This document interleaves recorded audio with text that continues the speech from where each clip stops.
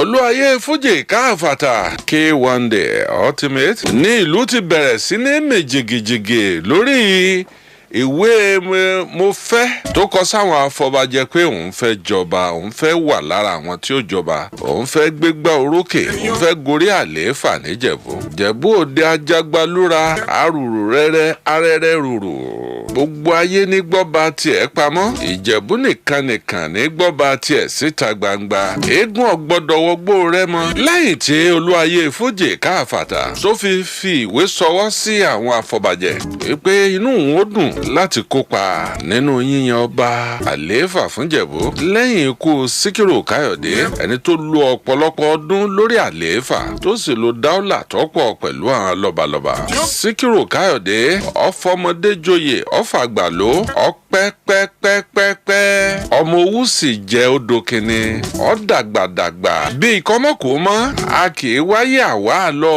Síkírù Káyọ̀dé dá ọlá lórí àlééfà, ó jayé ó jẹ gbádùn, ó lo dáúlà tó dáa. Nínú ọba mẹ́rin tí wọ́n sì ní àpọ́nlé fún nílẹ̀ Yorùbá, Síkírù Káyọ̀dé jẹ́ kan pàtàkì nínú àmẹ́rẹ̀ẹ̀rin. A máa sọ̀rọ̀ Ọ̀nìrìṣà, a máa sọ̀rọ̀ Aláàfin Ọ̀yọ́, a máa sọ̀rọ̀ Awújalẹ̀ àtọba kan yòókù tó kù. Bàbá dàgbà kọjá bàǹtẹ́ onírù ọmọ ẹni là á san fún. Ọba wo ni ọ̀wá ní fálù ńlù Yorùbá, ṣùgbọ́n mẹ́rin kan wà tó jẹ́ pé àwọn jẹ́ ọ̀kan pàtàkì nínú àwọn ọba tí wọ́n gbégbá orókè lósùn. Tẹ́ ẹ̀ bá gbàgbé gbàrà tí Síkírù Káyọ̀dé kú, nínú àkọọ́lẹ̀ bàbá náà ọ̀nà alálàáfà ni kó wá kírun sí ńlá kí wọ́n sì ṣètò sìnkú òun nílànà ti mùsùlùmí. Kó tó kú ló ti ń ṣètò ẹ̀ kalẹ̀. Ọ̀nà tó gbà ṣe ni wípé wọ́n kọ́kọ́ gbé ọ̀rọ̀ òun lọ ilé ìgbìmọ̀ aṣòfin o pé ọba tó bá kú lọ́nà kìrìsìtẹ́nì, bọ́bá fẹ́ wọn ó fi sìn òun lọ́nà kìrìsìtẹ́nì, wọn ó gbòkú ẹ̀ lọ ṣọ́ọ̀ṣì. Ọba tó bá jẹ tó bá fẹ́ wípé lànà bílẹ̀ ni kí wọ́n gbà sìnkú òun, kí wọ́n sin nílànà bílẹ̀. Ẹni tó bá jẹ́ mùsùlùmí tó fẹ́ mùsùlùmí, kí wọ́n sìnkú ẹ̀ nílànà Islam. Ọ̀rọ̀ ń kọ́kọ́ fẹ́ dá controversy lẹ̀. Eégún òdòdó Ìjẹ̀búrí ọba Fágadé ló méégún wọgbó rẹ mọ. Ọmọ Ọ̀wọ́sọ kẹ́kẹ́ ròde rèé bora. Ọ̀wọ́sọ wọ́yè lálẹ́lẹ̀ ẹ̀sà ògbé ológbòjò. Ọmọ Aríkéyan gbéra. Ìjẹ̀bú alágẹmọ mẹ́rìndínlógún. Bàbá sì ń sọ̀rọ̀ Ìjẹ̀bú. Nǹkan márùn-ún lè rí lórí àlééfà ọba Ìjẹ̀bú. Wọn kì í folòsí jọba níjẹ̀bú. Olòsí gan ò tiẹ̀ ní dùn. Àbúrò rẹ̀ tó bá lówó àbẹ́gbọ́n rẹ̀ tó bá lówó ni ó tì í wájú. Ó de ní ẹni tí ọba lajú wọn kì í fi jọba Ìjẹ̀bú. Ó di méjì. Ẹni tí ọba ní connection ò lè jọba Ìjẹ̀bú. Ó di mẹ́ta. Ẹni tí ọba ní bíbí kò lè jọba Ìjẹ̀bú. Ó di mẹ́rin. Ẹlẹ́ẹ̀karùn-ún tó ọba lọ mọ̀wé ọ̀bọ̀ pọ̀lọpọ̀ professor níjẹ̀bú. Àwọn professor ń bẹ níjẹ̀bú. Tó ọba ló lówó ni ọ bá àwọn olówó látàrí Odùtọ́lá kínní Odùtọ́lá kejì èèmọ̀ Jímọ̀ Odùtọ́lá olówó ni wọ́n níjẹ̀bú Òde o. Lẹ́wàá sọ̀rọ̀ ti Ṣùbòmí tó lówó débi pé ní báńkì. Àwọn Ìjẹ̀bú olówó ni wọ́n. Bọ́ ọba pera rẹ̀ lóníṣègùn tó jẹ́ oníṣègùn alákọ̀wé tó jẹ́ dókítà, ọmọ tó àwọn kúkú lẹ́yìn ni o. Bọ́ ọba wa jó lókìkí àfìlú bí wọn èyí bá ti gbọ́ orin lágbàáyé ni wọn ò ti mọ Wàsíù Àyìndé. Bẹ́ẹ̀ bá fẹ́ sọ̀rọ̀ oníṣòwò, ìlú Ìjẹ̀bú Òde ló pin sí o. Bẹ́ẹ̀ bá fẹ́ sọ̀rọ̀ nípa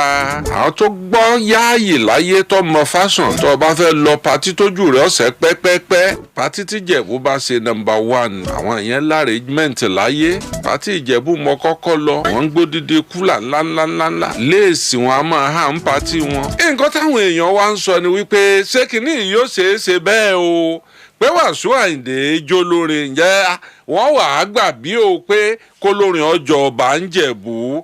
Ẹ̀gbọ́n kí ló burú bí kólórin ó jẹ́ ọba?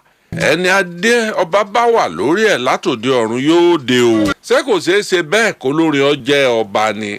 Kódà àti róní tíátà àtọ́jọba tí èé ṣe kan tí èé ṣe méjì tí èé ṣe mẹ́ta. Gbọ́ ọ̀pọ̀lọpọ̀ nú àwọn tó ṣe eré village headmaster ọba tó jẹ́nu wọn tó oríṣi mẹ́ta mẹ́rin kí ló á ṣe torin tó lórin ò lè jọba.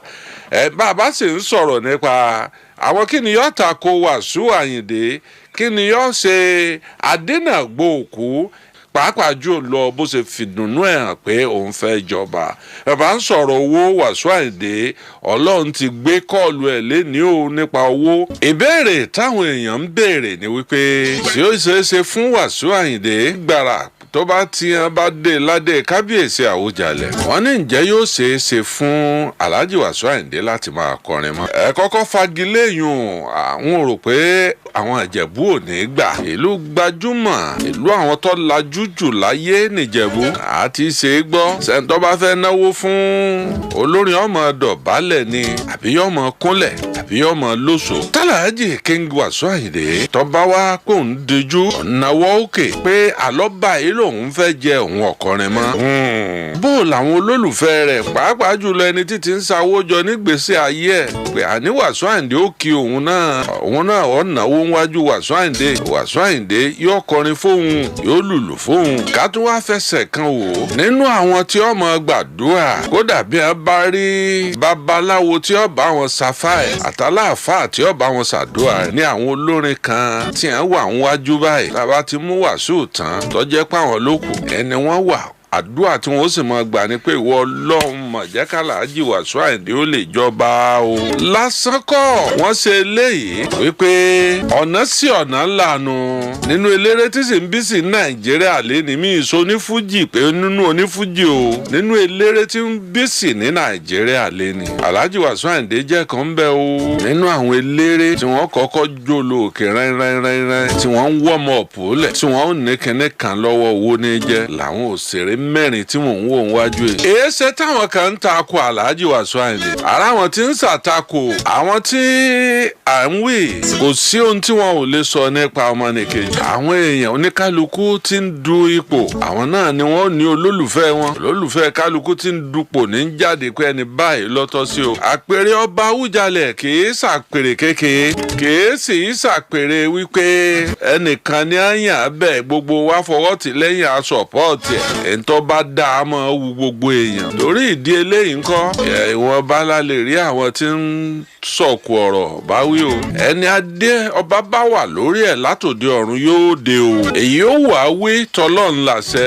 ta ló máa kọrin fún APC àbí ṣé ẹ máa fi Awùjalẹ̀ ẹ fi àpèrè sílẹ̀ ẹ wá gbé mic ẹ tún máa kọrin ni ẹ tó ẹ pẹ́ kọ́ra èèyàn tó yẹ fi ń joyè láwùjọ èèyàn pàtàkì èèyàn tó ní sùúrù ẹ̀yin ò ní sùúrù rárá ẹ ti wà too controversial jù. ọ̀rọ̀ ni yóò sọra rẹ̀ ọ̀rọ̀ ni yóò sọra rẹ̀ ẹ jẹ́ kí ìyàwó ọ̀nà ọmọ ọkọ ọ̀rọ̀ ni yóò sọra rẹ̀. ṣégeṣe pé ìyàwó ti fẹ́ na ọmọ ọkọ ń jẹ̀ bùbá yìí. ọ̀rọ̀ gbogbo kì í ṣe lórí alábàáhùn màṣá náà rèé o mo tún ti dé bí mo ṣe ń dé ẹ láìkí ibi tí peace bá wà. Ìjẹ̀bú ni kán dìde wọn gbọ́dọ̀ gbà fún owó ṣòro Wasiu là ń wá ìtìjú ni ó máa jẹ́ fún wa tí Wasiu bá jọba o ìtìjú because out ló máa gbọ́ sórí oyè Ìjẹ̀bú yẹn aláti bẹ̀ ọ̀wọ́n tó ti wọ́ọ̀sì jùlọ náà máa du òpin yẹn tó bá yá. ṣùgbọ́n ẹ̀ka bá èso òdodo ọ̀rọ̀ wà láìtàláì ẹ̀ lè jọba. Alhaji King Wasiu Ayinde Ọmọgbọ́láhàn ẹ má dá wàhálà lẹ̀ o ẹ má dá wàhálà lẹ̀ torí gbogbo ibi tó bá wà peaceful ibẹ̀ lẹ ti máa ń dá wàhálà lẹ̀. ọ̀rọ̀ gbogbo kì í ṣe lórí alábàáhùn ọ̀rọ̀ gbogbo kì í ṣe lórí alábàáhùn màṣá náà rèé o mo tún ti dé bí mo ṣe ń dé ẹ láìkí ibi tí peace bá wà. ẹ jẹ́ ń béèrè lọ́wọ́ yín ṣé tí ẹ bá jẹ ọba àwọn èèyàn tó fẹ́ wá náwó fún yín tí wọ́n máa kí yín pé kábíyèsí Awùjalẹ̀ o kó tó bẹ̀rẹ̀ sí náwó ni torí rò dáadáa mo rẹ̀ ń sọ fáwọn èèyàn gbogbo ẹ̀yin tẹ́lẹ̀ dúró ti aṣíwájú Bọ́lá Ahmed Tinubu lóyà selfish interest yín òun ló jẹ yín lógún. now ẹ̀yin ni olórin APC election bọ̀ 2027 àbí now tẹ́yìn bá jọba èyí tẹ́ lè jẹ́ o ta ló máa kọrin fún APC torí lifetime agreement òun lẹ sign pẹ̀lú APC 2027 táṣíwájú máa ní ìdí yín láti defend the seat tí wọ́n wà ẹ̀yin wálẹ̀ ń du ọba so tẹ́yìn bá ti wá jẹ ọba yẹn èyí tẹ́ lè jẹ ta ló máa kọrin fún APC àbí ṣé ẹ máa fi Awùjalẹ̀ ẹ fi àpèrè sílẹ̀ ẹ wá gbé mic ẹ tún máa kọrin ni ẹ tó ẹ pẹ́ kọ́ra èèyàn tó yẹ fi ń joyè láwùjọ èèyàn pàtàkì èèyàn tó ní sùúrù ẹ̀yin ò ní sùúrù rárá ẹ ti wà too controversial jù gbogbo nǹkan lẹ máa ń dàrú ẹ ń ṣe ẹni tó ní sùúrù so ẹni tó ní sùúrù ló lè fi jọba. Bàbá tó bí ìyá tó bí bàbá tó bí màmá tèmi ọmọ Ìjẹ̀bú ni wọ́n o, ọmọ Adéríbigbé ni wọ́n o. A dẹ̀ ti ní ọmọ oyè tá ti mú sílẹ̀, a nídìí àgbàlagbà, so ẹ lọ jókòó kò tí kọ̀yìn.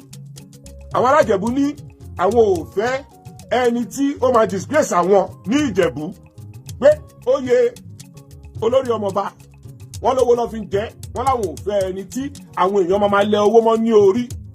Tìtorí pé kí ni ẹ lè fi fújì mi yẹn ẹ lè fi lẹ̀, kí lẹ wá ń wá nídìí ọba Àwùjalẹ̀.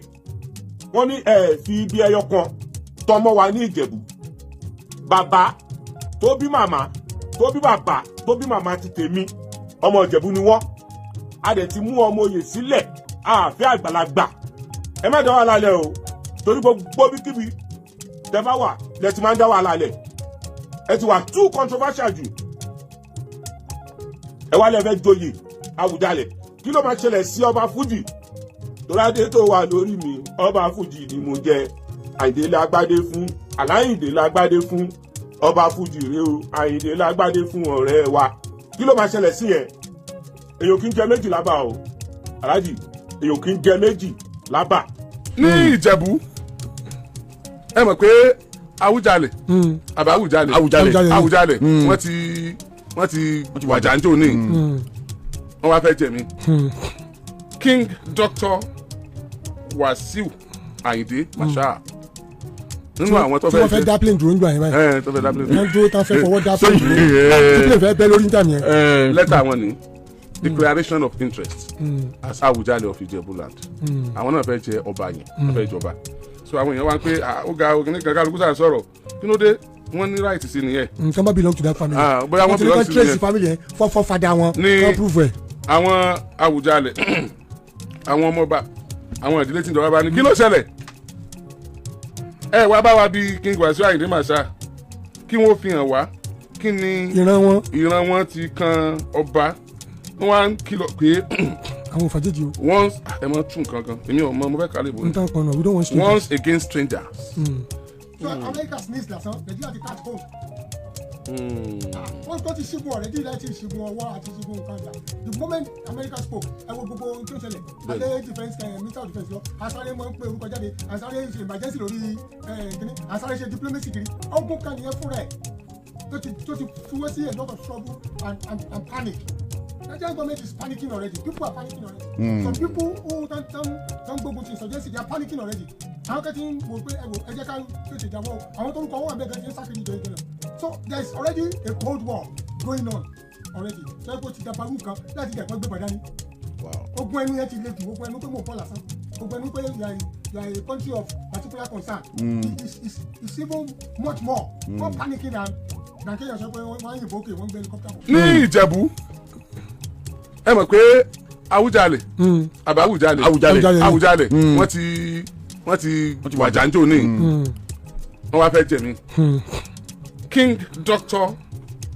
Wasiu Ayinde Marshal nínú àwọn tó fẹ́ dá plane dúró nígbà yẹn báyìí. tó fẹ́ dá plane. wọ́n dúró tán fẹ́ fọwọ́ dá plane dúró tí plane fẹ́ bẹ́ lórí níta yẹn. lẹ́tà wọn ni declaration of interest as Awujale of Ijebu. Àwọn náà fẹ́ jẹ ọba yẹn, wọ́n fẹ́ jọba. So àwọn èèyàn wá ń pé ó ga ògìní kankan kálukú sáà sọ̀rọ̀ kí ló dé wọ́n ní right sí nìyẹn. nǹkan bá belong to that family. bóyá wọ́n belong sí nìyẹn. trace family yẹn fọ́fọ́ fada wọn kọ́ prove ẹ̀. Àwọn Awujale àwọn ọmọọba àwọn ìdílé tí ìjọba bá ní kí ló ṣẹlẹ̀ ẹ wá bá wa bí King Wasiu Ayinde Marshal kí wọ́n fi hàn wá kí ni ìran wọn ti kan ọba wọ́n wá ń kìlọ̀ pé àwọn òfàjèjì o. once ẹ mọ tún kankan èmi ò mọ mo fẹ́ kálí ìbò. n tán kan náà we don't want strangers. once against strangers. So I don't understand olórí ọmọọba ṣe di stranger. kò ń ṣe pé stranger bẹ́ẹ̀ ń tán sọ ní pé ẹni tó bá fẹ́ show interest kọ́kọ́ gba fọ́ọ̀mù nínú fọ́ọ̀mù yẹn ló ti wá fìlì ìran rẹ̀ bí ìran rẹ̀ ti tan mọ́ family tí oyè kan yóò sọ ìran karùn-ún sẹ́yìn ni yóò wà list ẹ̀ ṣe pé kápẹ́ntàn ti mọ̀ ní kó ṣe àmọ́ tracy ìran ṣùgbọ́n gba àwọn ọmọ oyè pàápàá fẹ́ joyè wọ́n kọ́kọ́ tracy ìran wọn ká tó gba form of clinical interest tàwọn sọ̀hún eléyìí wọn kọ́kọ́ lẹ́tà ni wọ́n wà gba fọ́ọ̀mù náà sọ fáwọn èèyàn pé ẹ wá o ẹ má jàjèjì ó wọ àárín wa o ẹ má jàjèjì ó jẹ kíní ìlẹ́bí wa o ẹlẹ́bí mọ ẹbí rẹ o but King Kwamboa náà sọ pé family ẹ̀ làwọn náà belong sí ṣe mọ̀ wọ́n á tracy ẹ̀ wọ́n ti ní kán trace ẹ̀ àwọn náà wàá sọ dádì mi ẹni báyìí ni bàbá ìyá bàbá mi ẹni báyìí ni ìyá bàbá mi ẹni báyìí ni àbúrò bàbá mi ẹni báyìí ni kó tó wá kan bàbá mi gangan ẹni báyìí ni èmi wà lọ́mọ bàbá mi nílé kíníkan ní abúlé wa ìgbà tá a kọ́kọ́ ní bàbá mi délé ayé ibi báyìí ni wọ́n wà wọ́n ní kán trace ẹ̀ bẹ́yẹn ṣètìgẹ́tẹ̀ àwọn náà dẹ́ mọ̀ tán wọ́n mọ̀ tán ṣé wọ́n máa ní kíníkan bí wọ́n ti mọ̀ pé àròbá ni bàbá tàbí nǹkan wọ́n ní àròbá ni bàbá tán èmi wá rí i pé mo wá bèèrè lọ́wọ́ àgbàlagbà kan wípé kílẹ̀tẹ̀ sọ pé àròbá ni bàbá tán wọ́n ní sẹ́ mi mọ̀ pé ìtàn a máa lọ gerege ńgbà mi ṣùgbọ́n àròbá a máa nírọ́nú àti àpọ̀pọ̀ wọ́n ní àròbá tí mo wò yìí ó lágbára gan o ó lè dorí ìtẹ̀kodò ọgbọ́n mi ọsàn tó sọ fún mi nù èmi wá ní bèrè lọ́wọ́ àwọn èèyàn pé kílẹ̀tẹ̀ àròbá burú ju ìtàn gẹ́gẹ́ ló ń tọmọ bàbá tẹ. yọ bá àròbá àròbá sì bàbá tẹ. ẹ̀mí orin tọ́lọ lẹ́ẹ̀kan ti dé. ẹgbẹ́ wa. ẹ̀mí orin yẹn ti dé. àwọn padà sígbà tá a fẹ́ kí orin yẹn kẹjáde. ó ní ọ̀rọ̀ ni yóò sọra rẹ̀ ọ̀rọ̀ ni yóò sọra rẹ̀ ẹ jẹ́ kí ìyàwó ọ̀nà ọmọ ọkọ ọ̀rọ̀ ni yóò sọra rẹ̀. ṣé kìí ṣe pé ìyàwó ti fẹ́ na ọmọ ọkọ ń jẹ̀ bùbá. no the man has a right to contest wọ́n ti open ẹ̀ kò sí tó kan trace genealogy wọn. kò sí tó ẹ̀yin tẹ́ ń ṣètò oyè ìjẹ̀bù ẹ mọ̀ expect lẹ́tà mi. sọ pé ní ẹbu tó wà ní Ìjẹ̀bú Òde àwọn dáadáa yìí nẹkọ ṣẹbù bẹ. bẹ́ẹ̀ni náà. sọ pé tábà wú ibẹ̀ a rí ìkòkò níbẹ̀. ìkòkò wà mẹ. tó fi sọ pé ẹ̀yin lẹ ṣẹbù bẹ. bẹ́ẹ̀ni ẹ sì lè ti sáré lọ rí mọbẹ o. ẹ sá. ẹ máa sẹ́wọ̀n tí mo lẹ́tà mi gan dé Ìjẹ̀bú ni èmi náà wà entitled láti jẹ. ẹ sọ Ìjẹ̀bú ẹ sọ Ìjẹ̀bú rẹ wà ẹ sọ Ìjẹ̀bú kápẹ́ tó tán. ẹ rẹ wà náà lẹ ti sọ. ẹ tí ọjà Awujale gbogbo tí mo mọ̀ ọ́ sọ tí mo mọ̀ ọ́ kọ tí mo lè sọ nípa Ìjẹ̀bú Òdu mo fọ́ náà lọ. ẹ tọ́ ni ọmọbẹ̀ ní tọ́mọ ní ẹgbẹ́ gbábẹ́ ti wẹ̀ ọmọ tí ì bá ṣe kíní kan ìgbà yẹn wù kí ẹ kàn wù ọjà lásán. ara o èmi àyíjọ orí ọ̀rẹ́ mi orí lórí àtẹ ìwé ẹyọ kan tí mo ní náà ní pẹ́ẹ́lẹ́ gbé dá. àwọn olùkọ́ ni tọ́wọ́ ti rí ọmọ àlè kan ní kíní kan wọ́n lọ jù nú omi láti jọ ọmọ nínú omi báyìí tọ́wọ́ ẹ̀kọ́ àlè yóò rí yóò lè fò ní. wọ́n ìtọ́jú ẹ̀ṣẹ̀ ẹ lọ ṣe genealogy nǹkan kan yẹn ìgbà ni ẹ máa fẹ́ ṣe yóò kàn rú ọjà pé gbogbo ẹ̀yin ọmọ lóye ẹ wà gbá wọ́n wá sọ fún ẹ pé ẹ tí ẹ bá ti ṣe ọmọ ìran yìí o ẹbí yìí o tó bá ti wú báyìí odò ní ìlú lọmọ ìfà ẹ̀kọ́ èdè lálọ́. ìfàdọ́là ìfàdọ́là ló dájú sí. ìfàdọ́là. tó bá ṣe báyìí dọ́là ni tó bá ṣe dọ́là ni ìfàdọ́là èrè rẹ̀ rò tọ́. ẹ mọ̀ pé pépà tó fi ṣe dọ́là yẹn tì. ó ti kìkì sí irun ìfàdọ́là èrè rẹ̀ lọ títí àròbá ni ìfàdọ́là. àròbá. àwọn tó ń béèrè lọ́wọ́ kan wà pé ó ṣàlàyé ìbéèrè pé àwọn béèrè. No, it's right because wọ́n fẹ́ leave open wọ́n fẹ́ leave anybody out.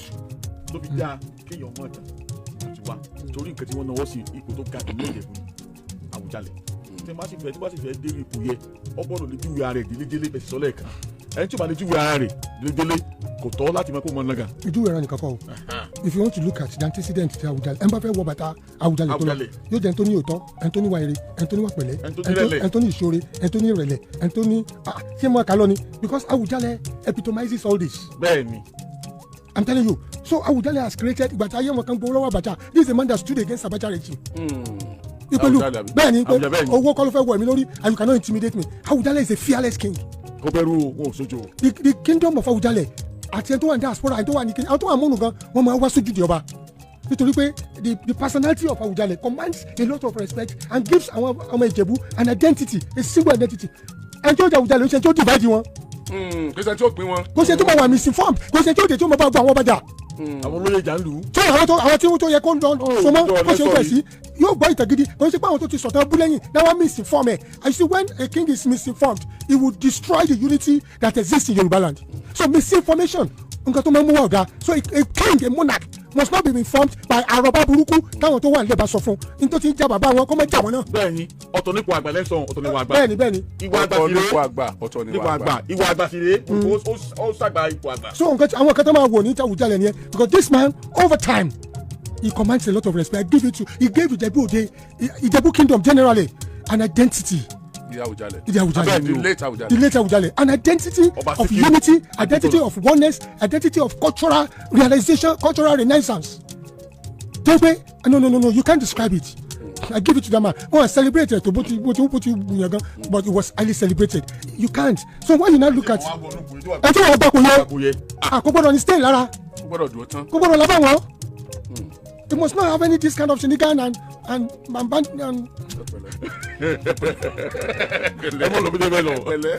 so America sneeze last night. They didn't catch cold. Wọ́n tó ti ṣígun ọ̀rẹ́dì láti ṣígun ọwọ́ àti ṣígun nǹkan. The moment America spoke, ẹ wo gbogbo tó ń ṣẹlẹ̀. Alẹ́ defence minister of defence lọ, asáré máa ń pè orúkọ jáde, asáré ṣe emergency lórí kíní, asáré ṣe diplomacy kiri. Ọgbọ́n kan nìyẹn fún rẹ̀ tó ti fúwọ́ sí a lot of trouble and panic. The government is panicking already. People are panicking already. Some people who don't go to insurgency, they are panicking already. How can you so there is already a cold war going on already. Wow. You are a country of particular concern. It's even much more panicking than Kenya. America tó pèsè. America tó ṣe dáadáa níbi kan pé àwọn tí wọ́n bá ní traces insurgency wọ́n ní fún wọn fisa mọ́. Anybody ó ń fún wọn lóúnjẹ ni ó ń fún wọn lówó ni ó support wọn ni o. Lọ́rọ̀ ti ní intelligence wọn lọ́wọ́ wọ́n ti ń gather information wọn lọ́wọ́ wọn dàbí àwa náà àwọn information ànílò America lo information wọn. They don't get intelligence for nothing. They don't get intelligence láti kàtó pamọ́. It's not for keep. Utilization ló wà fún. So by the time gather any say that just happen when you can go wọlé what you need information wọn lọ́wọ́. So ogun ti wà already. Ogun ti wà o.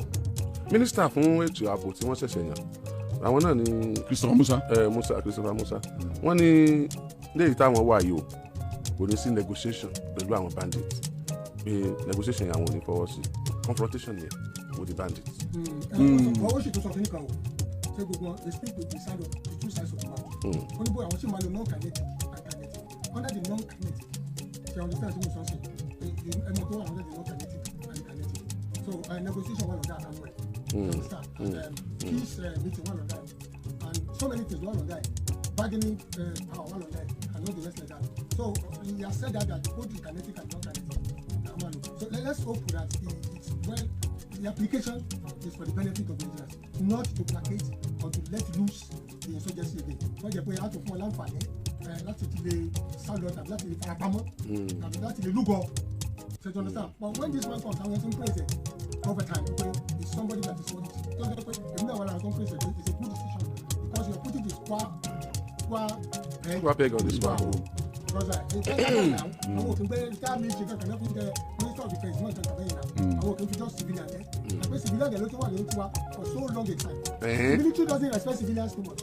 Of course. Oh, respect how can you don't speak their language but when you have somebody who is from their side tó bá bá wọn sọ̀rọ̀ tó lè jẹ́ síbẹ̀ jẹ́ they will respect him ẹ wò fún gba àwọn service chiefs ẹ pé ṣe rọ́tẹ̀lẹ̀ Christopher lẹ́yìn wọ́n ti pledge support wọn both the Air Force the Navy and others they are pledging their support they are happy you see this in their faces even though Christopher Musa is having two sides you know one politician and the other now military because he's occupying he's working under a political dispensation at the same time constituting politics at the same time he's a military man that is saddled with the responsibility of military obligation so two sides ni but it's good ẹ wo Musa náà bẹ ti sọ̀rọ̀ ó lè sọ̀rọ̀ ogun ni so America ti gbógun dé ọ̀rẹ́ tí ó gbógun dé ọ̀rẹ́ tí ó. sẹ́mi pé bẹ́ẹ̀ ni sẹ́mi pé ogun pín oríṣiríṣi sometime ago àǹtí wa nìkan dákọ̀ ọ̀nà ilé tì mí ó pè ní guerrilla war wọ́n ti pè kan náà ní conventional war nuclear war now the current situation now ó ní pé ogun tí wọ́n ń jà is not conventional war kò wá conventional war ó ní ṣe pẹ̀lú pé ẹ mọ̀ bí tí àwọn ọ̀tá dúró sí ibi tẹ́sí lọ gbógun tí wọ́n tẹ́sí lọ bá wọn jà that is conventional war ẹ mọ̀ bí tí ẹ lọ dojúkọ but in the case of guerrilla war àwọn tẹ́ ń bá jà wọn ò dúró síbi one number two ni pé wọn ò ní ọmọ ogun tó yín wọ́n fi adopt guerrilla anytime wọ́n kàn dey strike they are in number they are small in number sẹ́nìkan tí mo rí nu yíyan tí yan ọ̀gágun Christopher Musa kudos to the selection àti appointment wọn but thank God wọ́n ti pa wọn ò ní lo kinetic tán àwọn àlọ́ non kinetic náà wọ́n gbọ́dọ̀ work with available information ní convention wọn but wọ́n yóò mọ from the DSS and intelligence body láti fi di pé wọ́n mú àwọn tí wọ́n ń ṣagbátẹrù tí àwọn ará abífẹ̀yìntì tí wọ́n fi ní pé wọ́n rí owó ná fún gbèsùmọ̀mí torí tí wọn ò bá link up pẹ̀lú DSS àtàwọn intelligence military body láti fi kojú wọn bí wọ́n bá ṣe ń eliminate wọn làmì ọmọ dìde and thank God ni pé nígbà tí Senate President Akpabio ń sọ̀rọ̀ ó ní Amẹ́ríkà ti wà lọ́rùn wa báyìí wọ́n sì jò tí wà lọ́rùn pé kì í ṣe àsìkò buy and go làwọn àbàtì wọ́n rà pé one senator from Niger State ó dìde pé kí wọ́n jẹ́ kí Christian Musa bá àkọ́mọ́ rárá o ó ní ọ̀rọ̀ ti dójú ẹ̀ o ẹ jẹ́ àyànjú ọ̀rọ̀ yìí dáadáa àwa gangan adìẹ bà ló kù ni arò òrukùn arò ọ̀rọ̀ adìẹ ni o. n tó túmọ̀ sí pé wíwá Amẹ́ríkà yẹn ìsọ̀rọ̀ Amẹ́ríkà yẹn ti ní ìsọ̀rọ̀ Trump Amẹ́ríkà náà ni ó ti nípa lára wa báyìí. gidi gan. wọ́n ló bẹ̀ sùpà. ẹ mọ̀ pé ẹnìkan sọ̀rọ̀ kan sá nínú báyìí ni centurion ni olórí ogun kan ní kára ọmọ rẹ̀ yọ. 100 sójà lọ́wọ́ dàrí. ó ní jésù sọ fún ọ̀rẹ́ ọmọ yọ wá lóun máa wá sí ilé ó ní olúwa mi ẹ má yọ̀nà ẹ kàn sọ kìkì ọ̀rọ̀ náà ni ó nítorí èmi ẹgbẹ́ lórí tí n bá sọ̀rọ̀ ṣẹ́bọ̀ ó ní àṣẹ ń tẹ̀lé ó ní ẹ̀yin náà sọ̀rọ̀ àṣẹ ó nítorí pé tí n bá ti sọ̀rọ̀ àṣẹ tẹ̀lé ni mẹ́tẹ́nì kan sọ ni ó ní once you spoke twice I heard that power belongs unto God ó ní ẹ̀ka ló sọ̀rọ̀ ẹ̀mẹ́jì mo gbọ́ wípé agbára ń bẹ lọ́dọ̀ Ọlọ́run. So you see the issue of command especially in the military the issue of command is a very powerful thing tó jẹ́ pé when you sneeze everybody catches cold nǹkan tó ṣẹlẹ̀ nìyẹn. So when America spoke about this wọ́n mọ̀ pé they really meant what they say even though most of the ogun America tabanja destruction mọ̀ ń pọ̀ wọ́n sábà wọ́n ní ṣùgbọ́n so many destructions will come out of it. So and that's what I think people is happening now and it's good for people to speak out like the America spoke out against our predicament nǹkan tá à ń là kọjá nìsín. So for America to have spoken òun la fi rí gbogbo nǹkan tí a rí ìdí ni pé kò dáa kéèyàn máa dákẹ́ jù even tí gọ́ọ̀mẹ̀ntì bá ń dákẹ́ ìjàmbá ọmọ ẹ̀ṣẹ̀ wọn ni you don't need to keep quiet you need to speak out.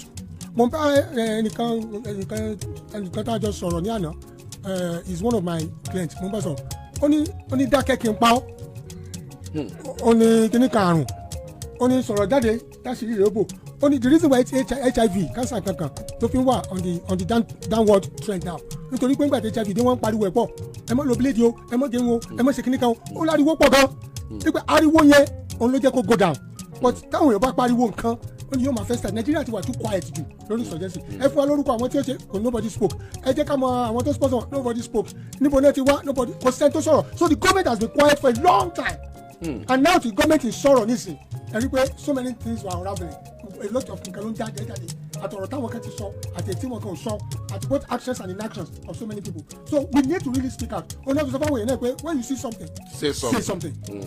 àgbélébùú àlèmí ti wá ọmọ balẹ̀ ni gbogbo ìtàn pátá nípa ọba gbogbo ẹ̀ la mọ̀ Wàsíù tẹ̀ sí bẹ̀ so ẹgẹ́ni kankan máa sọ pé Tinubu ó ń wo political power tó ní torí pé ó wò sọ pé òun ní godfather as a president ó fẹ́ influence post yẹn àwọn ọmọ Ìjẹ̀bú ni kàn dìde wọn gbọ́dọ̀ gbà fún owó ṣòro Wàsíù là ń wá ìtìjú ni ó máa jẹ́ fún wa tí Wàsíù bá jọba o ìtìjú because tout ló máa gbọ́ sórí oyè Ìjẹ̀bú yẹn and láti bẹ̀ ọ̀wọ́n tó tún wọ́ọ̀sì jù lọ náà máa du òpó yẹn tó bá yá because wọ́n ti rí as an example pé ó lè make it through so àwọn èèyàn pọ̀ nílẹ̀ wọn bàbá olíjẹkújẹ yẹn ni ká lọ bá wí because ọ̀rọ̀ bá jíjẹ nísìnyí wọ́n fi oyè ìdílé fẹ́ máa ṣe mọ́ wọ́n fẹ́ máa fi owó máa rà á so àwọn ọmọ Ìjẹ̀bú Òde níṣẹ́ wà lọ́wọ́ ẹ̀ àwọn ọmọ Ìjẹ̀bú because oyè Àwùjalẹ̀ kò ń ṣe ìtẹ́ lásán ìtẹ́ yẹn lásán fúnra ẹ̀ gangan nílẹ̀ Yorùbá lápapọ̀ ìtẹ́ nínú ìtẹ́ tó ga jùlọ ni nínú first nílẹ̀ Yorùbá òun ni ìtẹ́ Àwùjalẹ̀ wà and kò ń ṣe pé ìyẹn nìkan Àwùjalẹ̀ is the paramount ruler for the whole Ìjẹ̀bú land not only Ìjẹ̀bú Òde náà bá o kò wọ́n lọ́ọ́ bèrè Ìjẹ̀bú Òde náà bá o the whole paramount land Ìjẹ̀bú lápapọ̀ ní Àwùjalẹ̀ wà fún and kọ́ lọ wo history Àwùjalẹ̀ ilẹ̀ Àwùjalẹ̀ ibi tí Àwùjalẹ̀ ti jáde ó dé Èkó yìí títí dé Ẹ̀pẹ́ títí wọ Ìkàtẹ́ tẹ́ rí yẹn fẹ́ lọ wo history dáadáa títí kan Ìkàtẹ́ gbogbo àwọn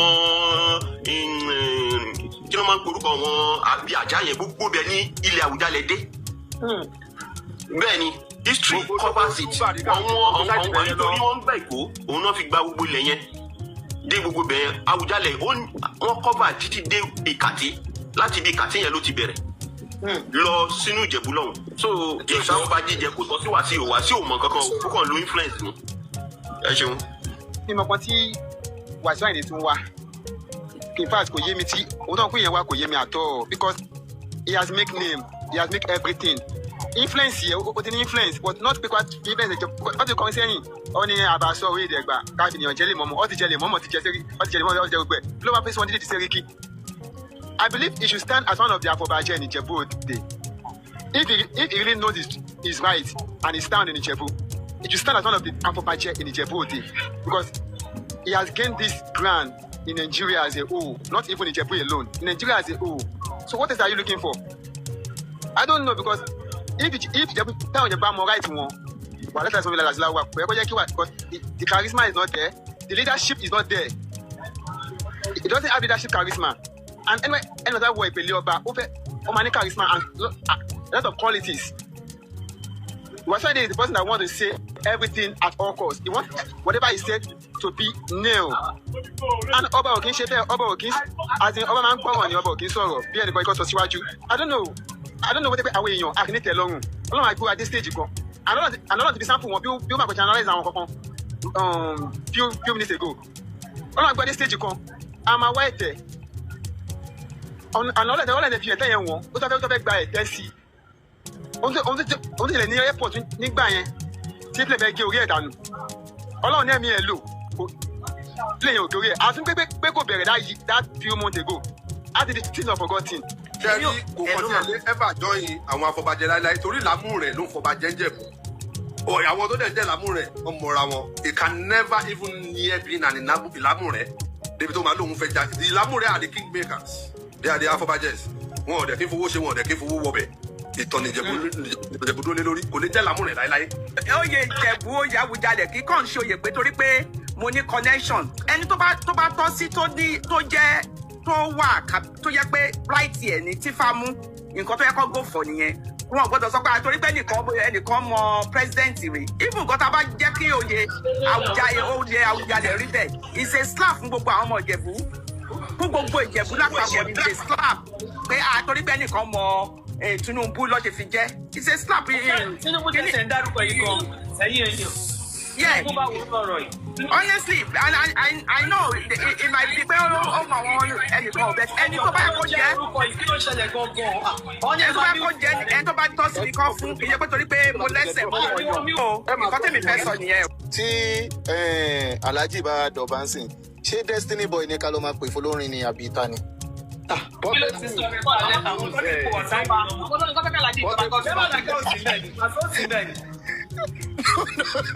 Wọ́n fi wèrè wo wèrè òsín bẹ̀. Ilé ẹ mọ̀ pé mo ti ní mo fẹ́ pè yẹn fún yín mi àtàntí tó sì lábẹ́ pè. Èmi Ọlọ́run ò ní jẹ́. Ìbàdàn náà ni o ti máa dúró. Ẹ ṣọ́ra yín ẹ má dárúkọ bẹ́ẹ̀. Ọ̀dà Ìbàdàn ló ti máa dúró. Àti pé jù ẹ̀ ní nǹkan ṣe kí n pe wèrè la fi ń wo wèrè fún yín. Èèyàn méjì òjò ń pè lẹ́kọ̀ọ́ ló ti dá. King Wàsíù Àyìndé ìdílé ọba ló ti jáde gbogbo nǹkan láyé orí kádàrá tí Ọlọ́run bá kádàrá ẹ̀ kan máa débẹ̀ fine àmọ́ àwọn facility tí wọ́n fi ń ṣe ìlú Wàsíù Àyìndé ò ní àwọn fans wọn lè sọ̀rọ̀ sí mi kán bú mi lẹ́yìn o àwọn facility tí èèyàn fi ń ṣe ìlú Wàsíù Àyìndé ò ní kí ni facility tí wọ́n fi ń ṣe ìlú kò ń ṣe owó kò ń ṣe ipò èèyàn mẹ̀kúnnù ó lè dé orí àlééfà kó dẹ̀ máa ṣe dáadáa ju ẹni tó ní owó tó ní ọrọ̀ lọ nílé ayé ẹni tó fẹ́ jẹ ọba àbẹ́ni tó fẹ́ jẹ olórí èdè àbólórí kan á ní àmójúkúrò Tinubu bó ṣe wà yẹn ó ní àmójúkúrò ó ní àmúmọ́ra ó ní ẹ̀mí ìdáríjì Tinubu ò ní ẹ̀mí ìgbéraga ẹ jẹ́ ká sòótọ́ tàbá sọ àákú 75% àwọn ọmọ wa ní Lagos Island 25-30 years ago tó ń jalè tó ń para wọn everything Tinubu ló wò pé instead náà ni màá fi máa dàlú kí wọ́n máa ní fúnṣọ lọ́bẹ̀rẹ̀ sí ní create àwọn ibìkan káàkiri tó wá jẹ́ pé gbogbo wọn wá padà ń jẹ́ èèyàn 65% àwọn ọmọ ọ̀tá yẹn ṣẹ́ mú àwọn èèyàn tí wọ́n ti ràn lọ́wọ́ ẹni tọ́ra níṣẹ́ fún ẹni tó ń sponsor tó ń lọ school àwọn ìyá àgbàlagbà tí wọ́n fún lówó jẹ every month àwọn ọmọ ọ̀tá tẹ́rí tẹ́rọ bí àwọn responsible yẹn. Bẹ́ẹ̀ni ìyá mi. ṣẹ́gun ẹlòmíì tí wọ́n ti gba ìsọ̀ fún ní gbogbo Lagos Island Òṣùpá Balógun ẹ̀dá nìyẹn ò sanwó sọ tí wọ́n jẹ gbọ́dọ̀ já tíkẹ́ẹ̀tì. ìyá mi ajá fún mi ẹ ṣé bẹ́ẹ̀ bá mi sọ ẹ ṣé. tó dẹ̀ jẹ́ pé àwọn olówó tó ní kìmí tó lórúkọ wọn ò ṣe àfàrí bẹ̀ yẹn sí rí. ká ní owó ká ní lárí ká ní ọlá kọ́là ń pè ní olówó àdìgbàjúmọ̀ àìmọye ló fi jẹ́ pé owó tó wà lákàntì ẹ̀ láyé lọ́rùn kò ju $1 million lọ bọ̀ ẹni tó ti build nílé ayé ẹ̀ olówó ọlọ́rọ̀ mi ò build ẹ̀. God bless you. Ibi tó bá ga òun làwọn èèyàn máa ń fojú sí. Orúkọ rere jẹ́ ẹ̀sán wúrà àti fàdákà lọ. Tí ifá bá wù ẹni tí ò ní ọlá tí ò níran ní Akilẹ̀ Ìjẹ̀bú yẹn nínú ọmọ oyè kọ́wé báyìí eléyìí ní miskin gẹ́gẹ́ bọ́n Lárúbáwá máa ṣe ń sọ. Ìjọ́kíjọ́ tó bá ti dé ní adé yẹn báyìí ó máa ní gbogbo nǹkan tẹ́gbẹ́ ní láyé.